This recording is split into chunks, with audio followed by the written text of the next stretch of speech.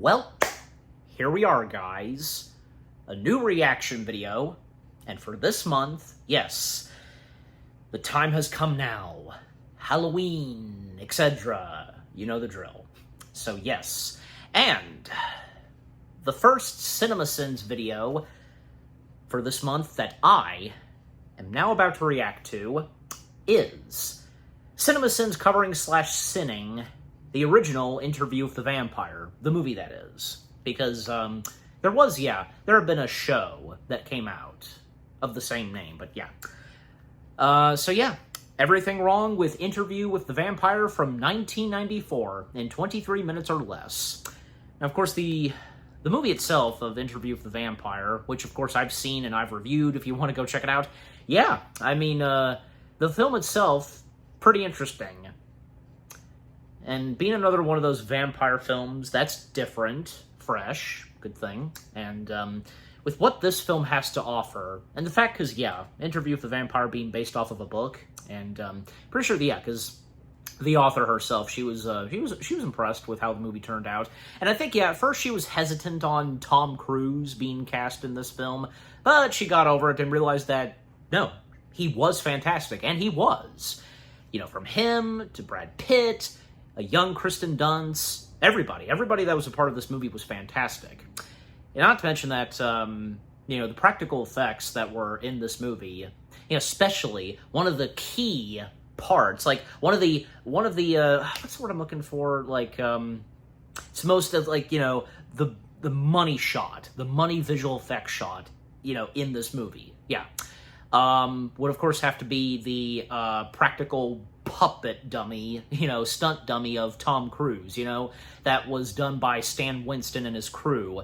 Because, yeah, one shot where Tom Cruise's vampire character, the main antagonist, he meets his demise, technically, although he comes back later, where, yeah, because he gets defeated, his body starts to shrivel, and he's on the floor, just, yeah, you know what I'm talking about. That was definitely a money shot right there, one of the high visual effects highlights to come from this film, without a doubt. Yeah, just amazing, because it's almost like you can't tell, like, because it looks so realistic. And yeah, I mean, it is, but the fact that it's actually not Tom Cruise, it's his puppet, it's his stunt puppet. Yeah, I mean, I tell you, because Stan Winston and his crew, and yeah, may Stan Winston rest in peace, because he was the man on bringing a lot of great practical visual effects to life, rather if it be, say, small things, tall things, dinosaurs, humanoids, robots, Terminators, small soldiers, just anything at all.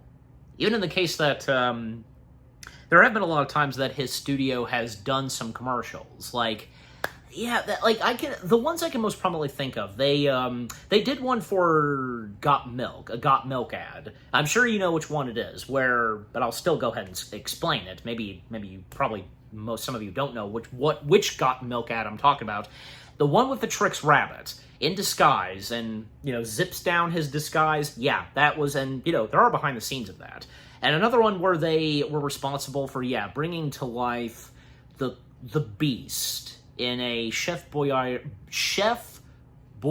commercial, that being Tame the Beast, if you know which one I'm talking about. Yeah, I presume, because I remember seeing a video of some props and costumes on display for auction, and in the background I can see that Beast practical bodysuit, so I remember seeing that. But anyways, and I also remember seeing the costume that was worn by the Tom Cruise puppet in this movie. Yeah, that too.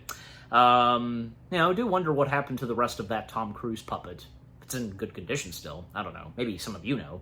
But yeah, and I've seen the behind the scenes. Obviously, I have. The behind the scenes of Interview with the Vampire, and what it was like for them to bring all that they did for this film. And in the case of the Tom Cruise puppet, yeah. So I've seen that in detail, and I'm sure you have too. I think, well, obviously, because I own a Blu-ray copy, it's in the bonus features, but of course, via YouTube, so obviously that would be on there as well. But, yeah. But just overall, because with the movie itself, Interview with the Vampire, let me scooch back the chair some. yeah, just overall, the movie itself, Interview with the Vampire, it's a really great, entertaining, vampire film. I don't know, because wouldn't it be up there in the top best vampire films? Even as of now, because, I mean, of course, the ones I can think of are, of course, Dracula, the original with Bela Lugosi, or, say, Fright Night, Lost Boys, that was another one, that was another good vampire film, and most prominently, Sinners. Oh, yeah, Sinners definitely in there, too, as of now, but anyways. Okay, if there's any others that I know, because there's a lot of other great vampire films, but, if there's any other good ones I can't think of, and it's not intentional of me, let me know, but anyways. So, okay, and as for CinemaSins, it's hard to tell, because you never know. You just never know what they're gonna say /sin, and if they're gonna be at least any positive with any movies that they do. I mean, in the case of Interview with the Vampire, that's a good movie, but we'll just have to wait and see. I'm about to find out and see whatever they have to say /sin, so... But at the same time, it's going to be entertaining and funny, as they are, the purpose of the CinemaSins videos. Okay, let's get right into it. Everything wrong with Interview with the Vampire in 23 minutes or less. In 3, 2, 1. Full screen, go.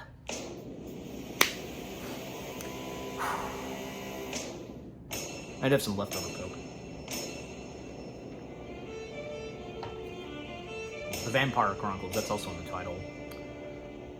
Wow, mid-90s era Tom Cruise and Brad Pitt? Holy I wonder what kind of motorcycle-driving, panty-dropping action classic will get out of this gem with the two most popular leading men of all time. I just snorted a line of testosterone to get in the mood, baby.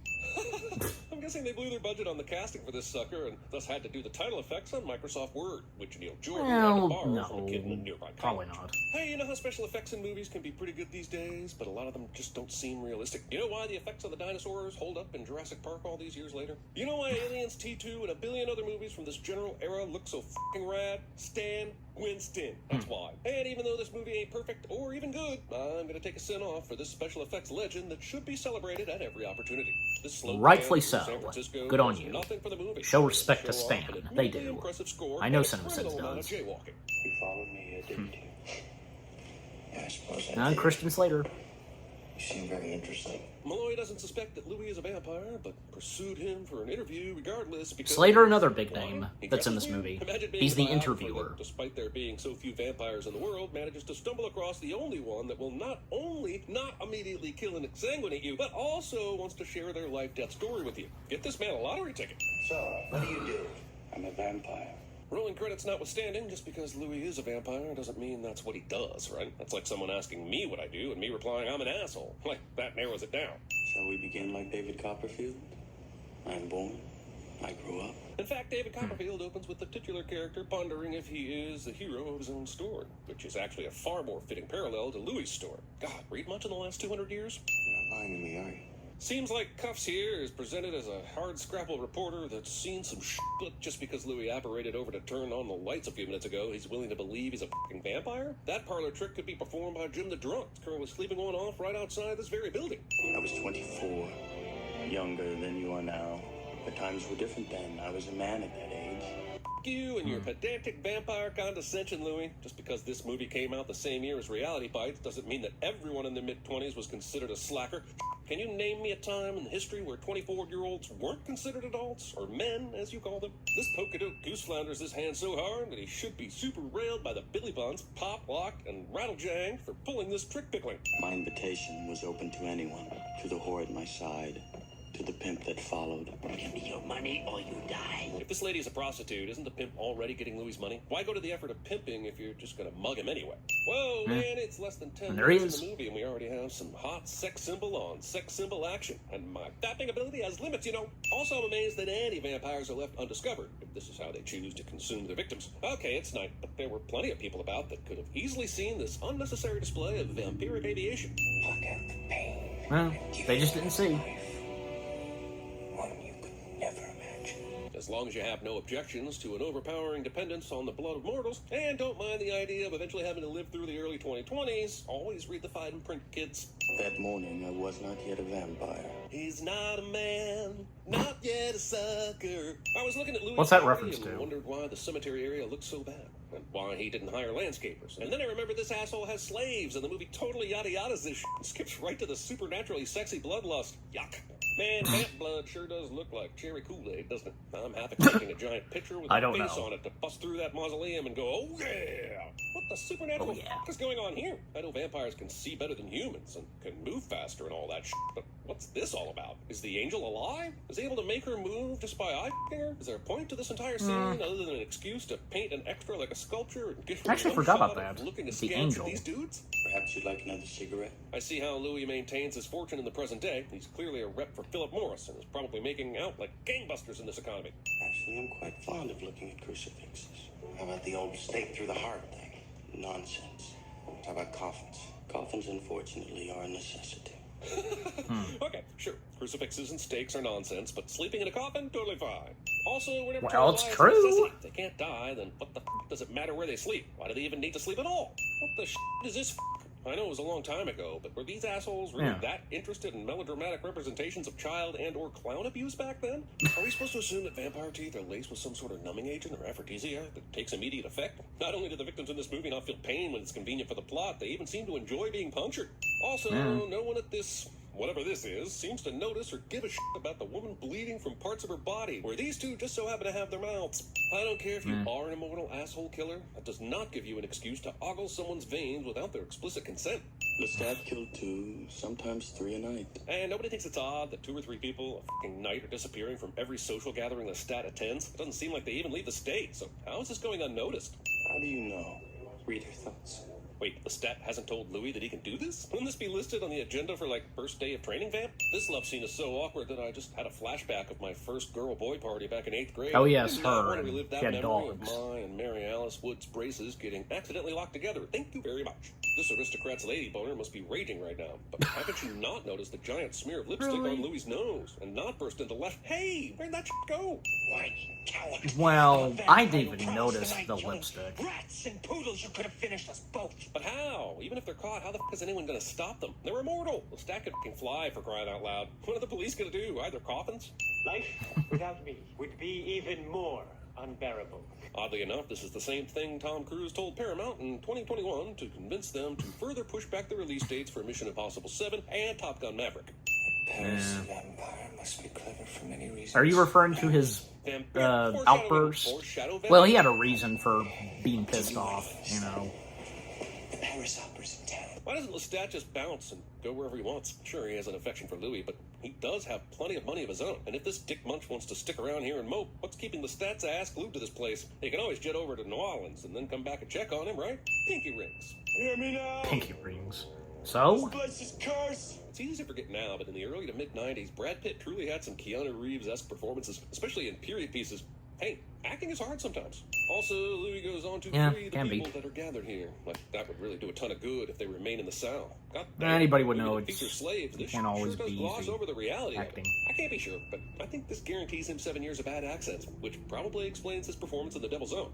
My God, what were they drinking? His table went up like he just poured gasoline over it. Where are we? You think we're in a nice filthy cemetery. The cemetery is really on Lestat. He didn't have to take them here at all. Oh, and Clearly has no almost qualms about forgot, killing people, so of why not course, break into Antonio someone else's house Banderas and being in sleep this there? movie too. I can warm that cold skin of yours better than she can. I wonder what Jesus Christ, wonder what according to Simon's this, gonna say about southeastern Antonio. Louisiana was just overrun with And prostitutes on account of back Christian, in of the late course. 18th century, man. You cross the street, prostitute. Run to the men's room, prostitute. Go pick up the milk at the local market, gaggle of prostitutes.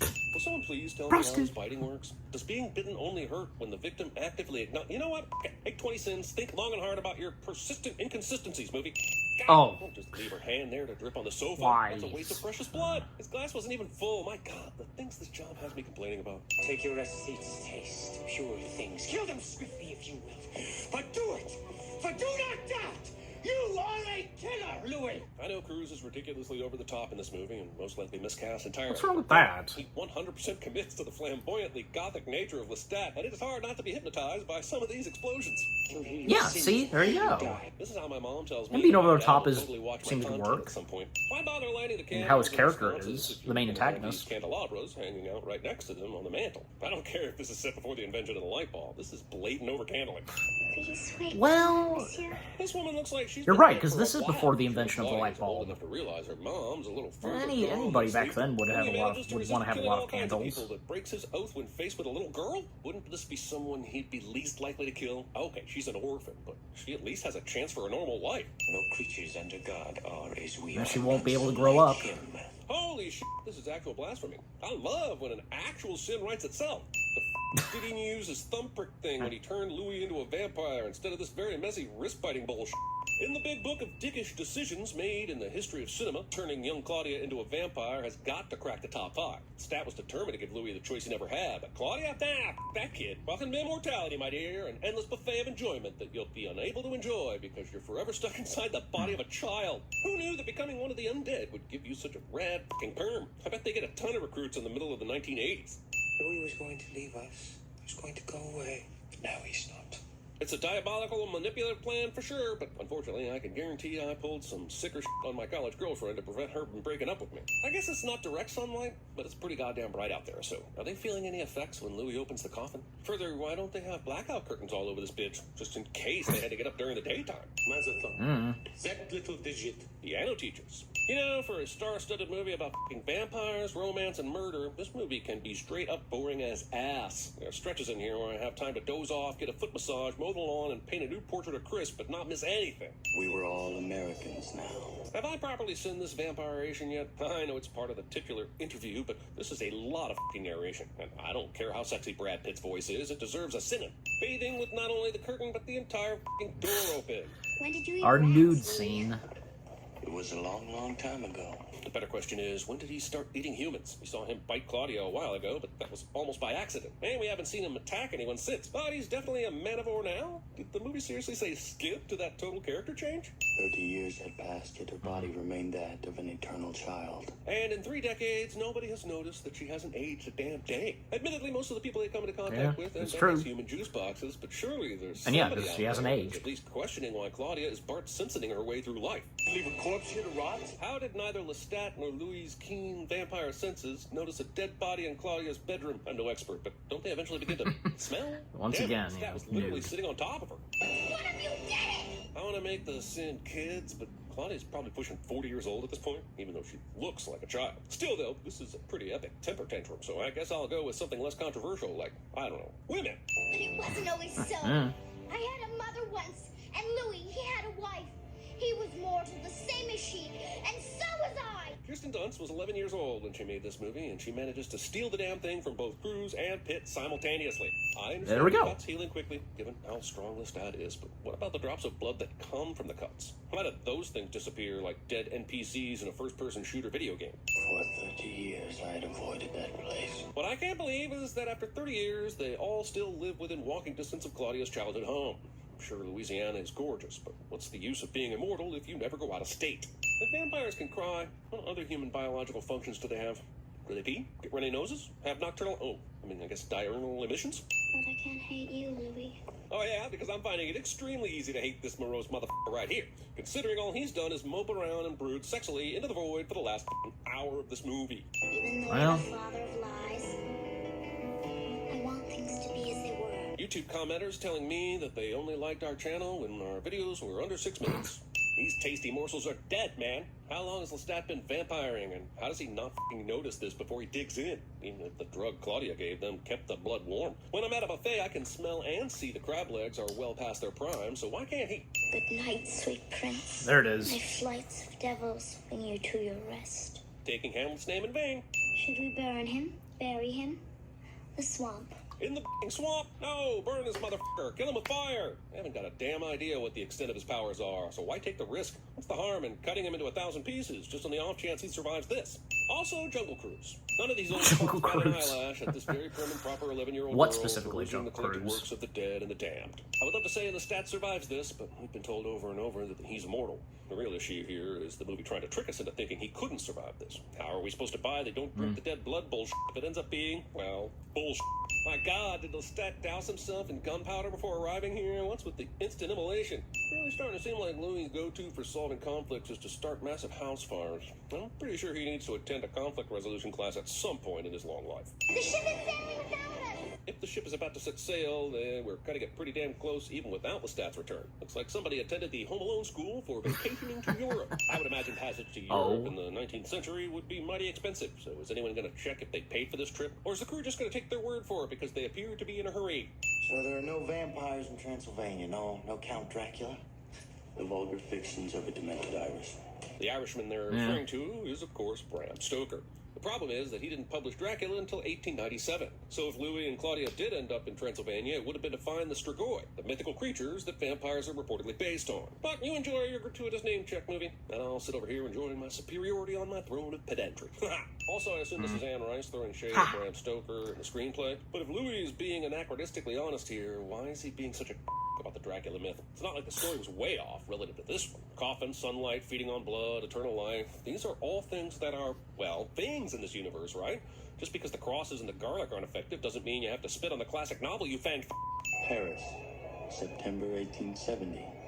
The city I'd always dreamed of. In the name of Nosferatus and the McNipples, why in the ever-loving has it taken them so long to get to Paris? Research aside, this is the one place in the entire world that Lestat mentioned the presence of other vampires. He even told Louis that this was where he was turned. Why wasn't this the first stop on their evidently unnecessary world tour? Stephen Ray appears in a movie directed by Neil Jordan cliche. Seriously, this actor's been so ubiquitous that he's got to be a leading man in this director's dreams. They'll have different powers. They'll read your thoughts if you let them. What's this if you let them bullshit? How's she supposed to know when they're trying? And what use is telepathy if the person having their mind read can choose to block it? What are the rules, movie? Also, Louis is basing this on a sample size of 2 Rules don't comply. and Lestat. And 50% of that sample can't fucking read minds. I don't want to die. Oh, cool. As if this movie weren't casually disturbing enough, here's a peek at a 19th century snuff film. And this movie can now eat my Oh, I'm sorry, I just can't with this character, man. He just looks so goddamn silly and self-serious. It doesn't really to me. Do you? Monsters. Louis fed a man to an alligator, set him on fire. And by the way, let him burn. Banderas? Now Yep, we he's finally going say to judge Banderas. These guys for playing with their food. It's probably fair to assume that running this theater is at least in part to make money, but why would Armand be worried about money? We haven't once seen Louis and Lestat give a shit about finances. I just assume they stole what they needed from their victims. Also, is no one in Paris at all suspicious about this theater troupe that doesn't age and whose every performance suspiciously ends exactly the same way with a death by jugular puncture? 2 vampires from the New World. I think it's interesting that Salma Hayek was cast in From Dusk Till Dawn, a bonkers vampire movie written by Quentin Tarantino and starring George Clooney, but her And directed by co-star Rodriguez. Antonio Banderas was cast in a much less bonkers but sillier movie that starred Brad Pitt. Then Clooney and Pitt teamed up for the Ocean's movies, and Pitt won an Oscar for collaborating with Tarantino. Then Antonio Banderas and Salma Hayek co-starred again in The Hitman's Bodyguard's Wife. So I guess the And they were in the series Puss in are Boots 10 actors in movies. Hollywood, and they've been making movies in some permutation with each other for the last 30 years. What are we? Nothing. If not vampires. Gee, thanks. That makes everything so much clearer. Surely you know the one who made you. Yes, but the one who made him.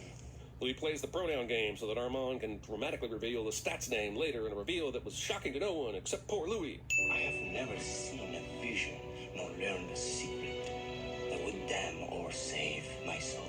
Not even in the script for Ballistic X vs. Sever? After 400 What? years, I am the oldest living vampire in the world. This dude is such a cocky 400 years? I bet there's a vampire in Indonesia that's been doing population control for a millennium that will wipe their ass with your 400 years. Hell, Louis is already pushing a quarter of that. We've barely gotten to know him. Remember, you 5 are months moral left. is a cool message in the context of our man Louis here. Unfortunately, it makes little to no sense in the context of the rest of this scripture, which relates to the death of a man and how one should value their time on Earth. It really should have ended with mortalem, which means mortal. This is the Latin scripture equivalent of a movie's article's text having nothing to do with the movie's article's title, and it's foolish of the movie to think using a dead language will protect it from a synod. It's the crime that means death to any vampire. Kill your own kind. Wait, isn't that a little counterintuitive? I mean, kind of society would kill an individual for killing another individual? It's absurd when you look at it like that, isn't it? The world Why was there a question mark if you didn't go like, haha? we Or, do not.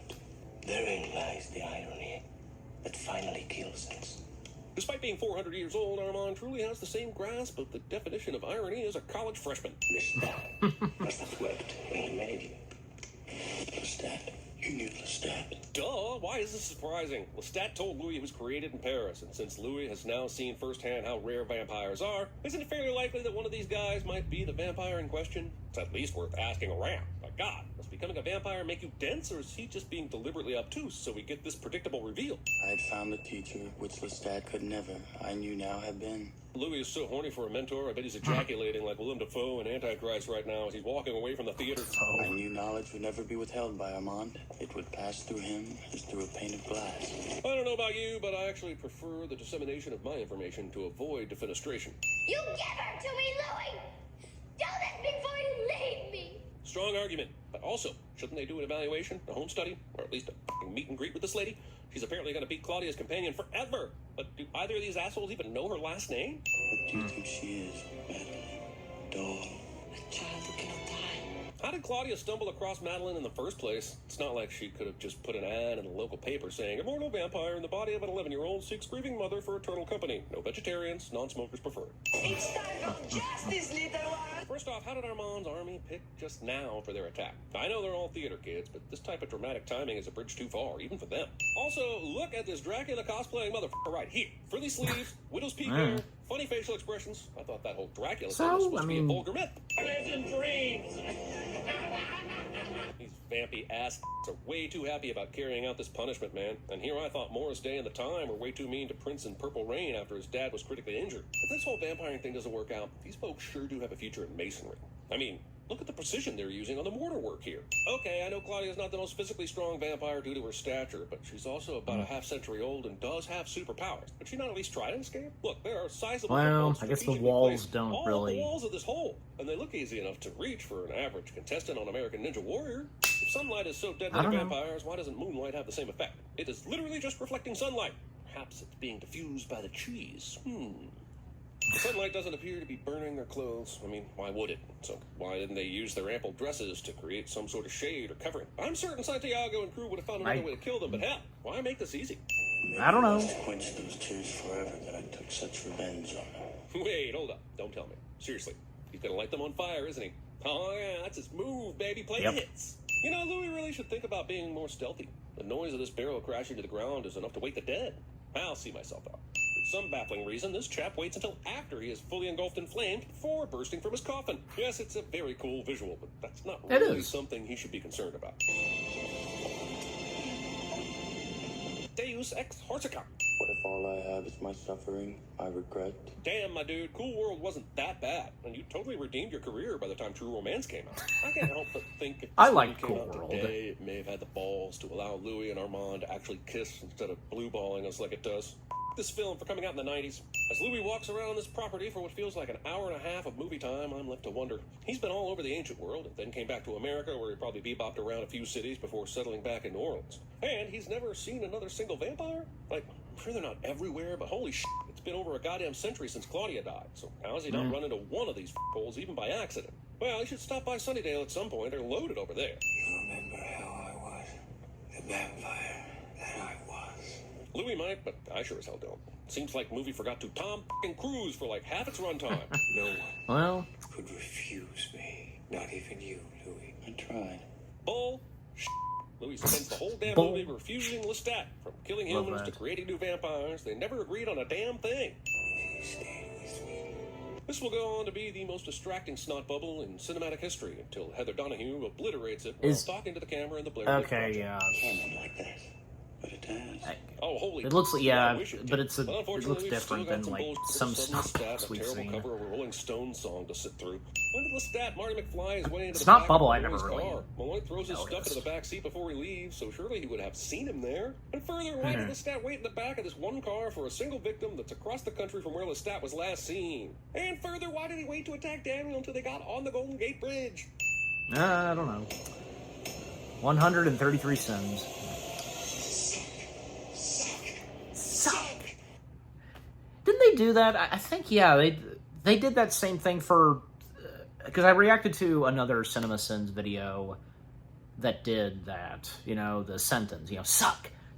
Yeah, I have to go back and look, but, yeah. Okay, and no audio outtake / after credits, because I think, yeah, because I recall that there was a time that they didn't do any more audio outtake / after credits. I mean, I don't know what the reason was, maybe you know, but I think, yeah, I think it's obvious that, yeah, it's good that they're still doing that. Because I think, yeah, everybody was missing that. You know, bring back the audio outtake / after credits, CinemaSins. Why'd you stop making them? Just come on. Because they're another great part of the CinemaSins videos.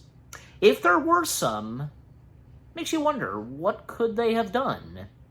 What could have the audio outtake / after credits would have been like for this? I mean, I really don't know. I can't really think of it. Maybe you can, but yeah. But for the CinemaSins, they're quite good at which clips of a movie they cover / sin, and by inserting different audios or whatever they do. You know what they do, so yeah. Okay, so that was everything wrong with Interview with the Vampire in 23 minutes or less. Okay, well, it's good to see that they were positive a little bit on this movie. But at the same time, yeah, everything else that they talked about and sinned on, well, and as I am, you know me, because I'm like, oh, come on, like, there's a reason. This, you know, is it such a big deal? You know, that kind of stuff. But, you know, despite all that, Interview with the Vampire itself, it's still a really good vampire film. And, you know, again, got great cast of talents, its style, and, you know, having been adapted from the book itself, the author being pleased with it. And the later Interview with the Vampire materials, like most prominently the TV show. Has anybody seen the TV show?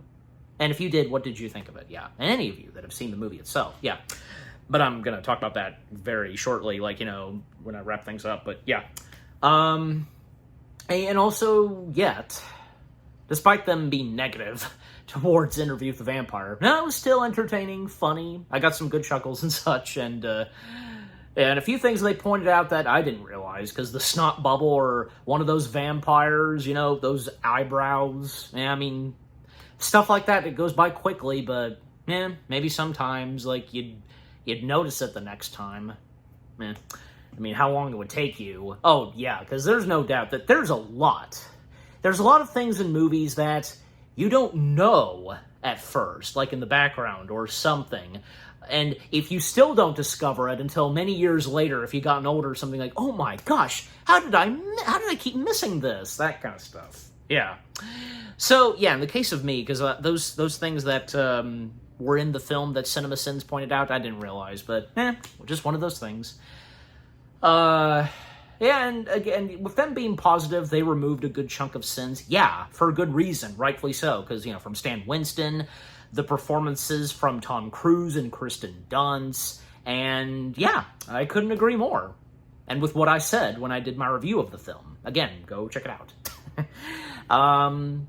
Anything else to say? Well, yeah. And at least they weren't, well, kind of, but a little bit of negativity, what they said towards Antonio Banderas. But no, I mean, Antonio Banderas was great, and, you know, what a coincidence, because, you know, with he and Selma Hayek, you know, how her full name's pronounced, you know me sometimes, because, yeah, being in that one film of Tarantino's and Rodriguez's, yeah, and, even, like, say, for Brad Pitt, having to go on to work with Tarantino, most prominently, of course, in Once Upon a Time in Hollywood. Winning an Oscar for his performance. And, yeah, just with what CinemaSins had to say on that, just, yeah. But anyways, and yeah, because they already did a CinemaSins already covered From Dusk Till Dawn, right? Because, let me look. From Dusk... Wait. Spelling. If I just type in From Dusk, maybe that'll... no, I'm not seeing anything.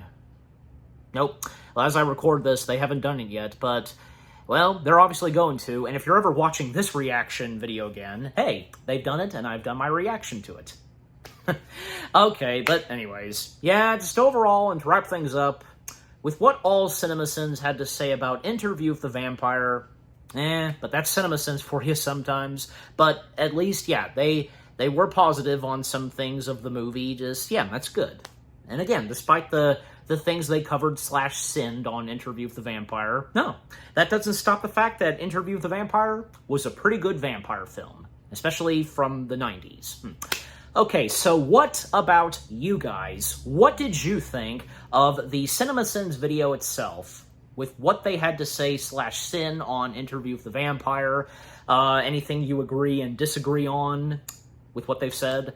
And would Interview with the Vampire be one of your top favorite vampire films? You know, do you watch it sometimes around Halloween time? And in that lineup with other vampire films you'd watch around Halloween time? Favorite moments and with the characters, the performances, you know? And did you get some good laughs and chuckles from the CinemaSins video itself? Yeah. Yeah, just overall, what did you think of the CinemaSins video itself, of them covering / sinning Interview with the Vampire, with what all I've had to say, my reaction to it, and yeah, what did you think of my reaction to the CinemaSins video? Leave comments and give this reaction video a like, as always. And so, guys, with all that being said, thank you very much for watching. I hope you guys enjoyed my reaction to the CinemaSins video of them covering / sinning on Interview with the Vampire. Everything wrong with Interview with the Vampire in 23 minutes or less. More reaction videos are coming your way. They're going to be awesome. Keep looking forward, and I will see you guys in the next video / reaction. Take care, and peace out.